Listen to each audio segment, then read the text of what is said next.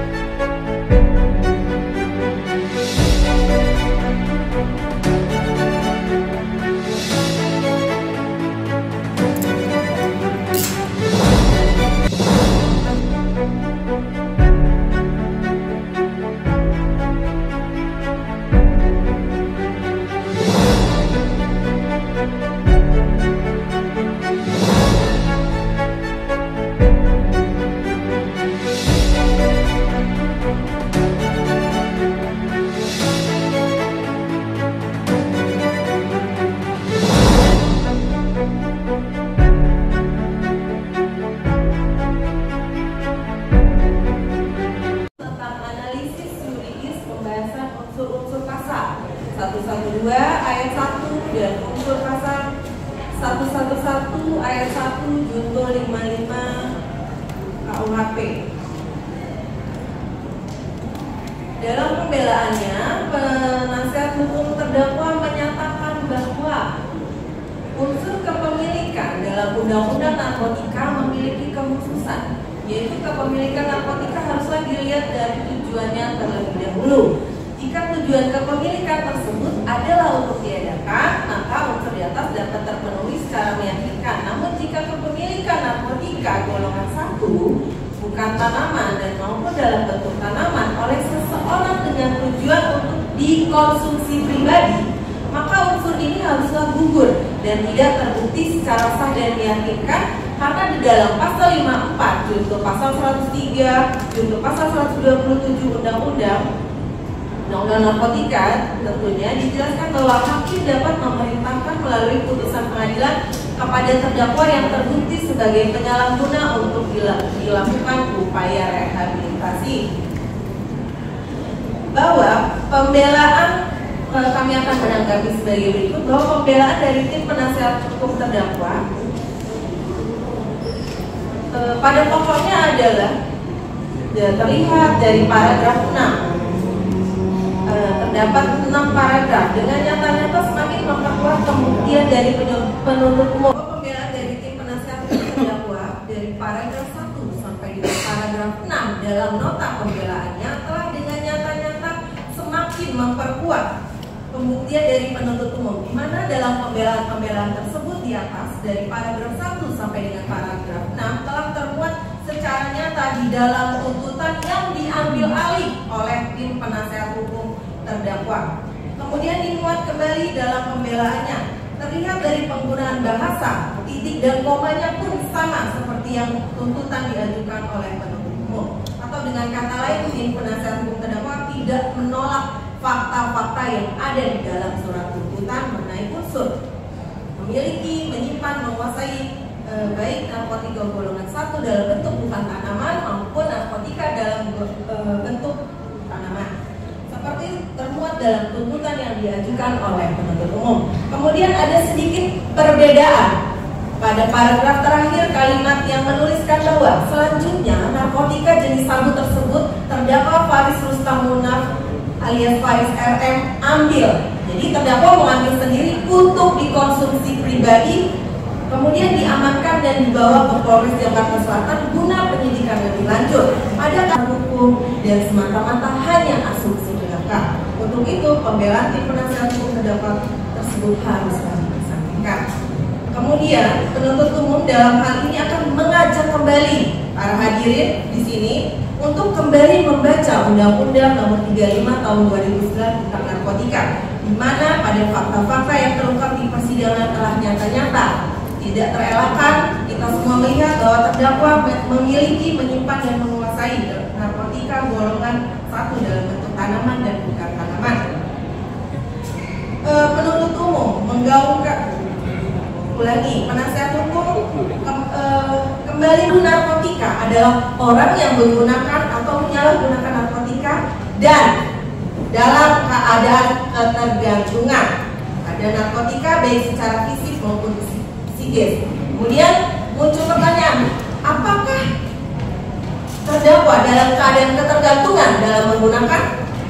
Pada pasal 1 angka 14 terjawab bahwa ketergantungan adalah kondisi yang ditandai dengan dorongan untuk menggunakan narkotika secara terus-menerus dengan takaran yang meningkat agar menghasilkan efek yang sama, dan apabila penggunaannya dikurangi atau dihentikan secara tiba-tiba menimbulkan gejala fisik dan psikis yang khas. Terungkap di persidangan bahwa telah disepakati juga oleh penasihat hukum dalam pembelaannya kemarin bahwa terdakwa adalah seorang yang sehat jasmani dan rohani. Selama persidangan dapat mengikuti dengan baik dan tidak ada gejala fisik dan psikis yang khas ditimbulkan oleh terdakwa. Yang diketahui selama proses persidangan, terdakwa tidak dalam pengaruh zat-zat yang termasuk dalam golongan narkotika. Bahwa pasal 54 Undang-Undang 35 tahun 2009 narkotika yang digaung-gaungkan sekaligus dijadikan senjata oleh tim penasihat hukum terdakwa ternyata adalah pasal tersebut diperuntukkan hanya untuk pecandu dan korban penyalahguna narkotika. Jadi Senin kemarin kita mengajukan pledoi. Tentunya biasanya kalau pledoi kita kemudian menuntut bebas atau meminta bebas, tentunya harus ada jawaban secara tertulis dari jaksa. Jadi jaksa tadi menjawab dengan cara mereplik, gitu kan? Replik itu jawaban terhadap pledoi.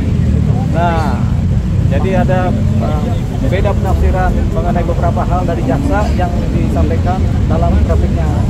Nah, kita bisa menerima repliknya itu, tapi karena ada replik tentu ada duplik. Jadi rencana akan ada duplik jawaban terhadap replik itu di tanggal 21 Agustus kita akan siapkan secara tertulis dari tim kuasa hukum. Isi repliknya memang? Isi repliknya? Tadi ikut nggak? Penuh, jadi nggak ikut. Jadi isi repliknya tentu salah satunya adalah menyatakan bahwasanya kalau seorang pecandu itu dia harus keper-keper, harus gini-gini. Kalau pecandu itu kan bahasa Arabnya gitu. Kalau bukan pecandu berarti kan dia nggak masuk dalam unsur kategori pengguna atau penyalahguna. Jadi ada beda penafsiran dari tim jaksa di mana kalau seandainya dia penyalahguna tentunya ada sako-sakonya, ada kliper-klipernya. Ternyata kok Bang Faris RM ini sehat-sehat aja. Itu yang menjadi perbedaan penafsiran. Sementara kalau kami menafsirkan dia kecanduan karena pakai terus kan, berapa kali memakai narkotika. Jadi itu satu. Kedua, mengenai kata Faris RM seorang legenda musik. Kita menafsirkan atau mencatat seorang Faris RM dalam kapasitasnya sebagai musisi memang legenda. Tapi jaksa bilang dia bukan legenda. Legenda itu seperti apa? Kita akhirnya mikir, apa itu legenda? Kan gitu kan? Jadi sampai sekarang kita lagi pengen buka-buka kamus bahasa Indonesia apa itu legenda. Karena ada perbedaan penafsiran antara legendanya tim pembela sama legendanya si jaksa mengenai seorang Faris RM. Tapi biasanya masyarakat paham bahwasanya kalau legenda itu udah secara kontemporer, secara berkesinambungan bermain di wilayah profesionalnya, kemudian menjadi dikenal dan terkenal dan kemudian diakui oleh masyarakat itu yang sebagai legenda. Tapi sempat kecewa nggak Bang dengar jaksa membacakan? Sama jaksa kita nggak pernah kecewa, karena selalu ada rasionalitas dalam melakukan argumentasi. Jadi kalau kami tidak mengenal kecewa, gitu. Miris, sedih itu tidak dikenal dalam dunia pengacara. Kita harus rasional ya, jadi tidak ada kecewa. Bang, kan tadi jaksa sudah mengatakan bahwa itu tidak ada seperti itu yang selalu berulang-ulang kembali ke narkoba dan narkoba. Ya. Gimana nih Bang? Jadi Faris RM kan sudah menyatakan dalam pledoinya bahwasanya dia ingin sembuh. Tapi jaksa bilang nggak ada keinginan sembuh. Lah, kan yang tahu pengen sembuh atau tidaknya kan si Faris RM, bukan jaksa.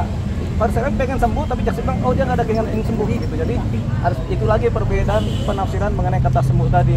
Tapi yang jelas kalau orang pengen sembuh itu bukan dari orang lain yang menilai, tapi dari diri sendiri yang bersangkutan yang nilai pengen sembuh. Kan udah hampir ini udah